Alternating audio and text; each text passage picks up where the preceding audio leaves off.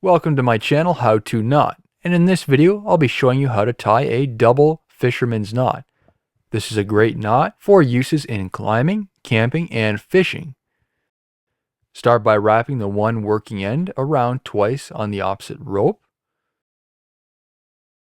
Feed the working end through the loop and snug up the knot.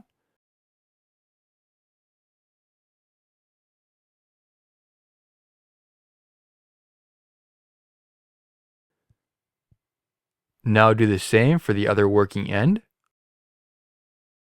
Wrap it around twice. Feed the working end through the loops and tighten. Tighten the other knot and dress accordingly. When used in a climbing scenario, the loose ends can be bound with tape so they don't catch up on anything. This is considered one of the strongest knots for connecting two pieces of rope and is very reliable. It can, however, jam extremely tight where it makes it near impossible to untie, therefore requiring the rope to be cut. This concludes the rest of my video. I hope you enjoyed it. Please be sure to hit the thumbs up button, and if you'd like to see more knot tying videos, subscribe to my channel. Thank you for watching.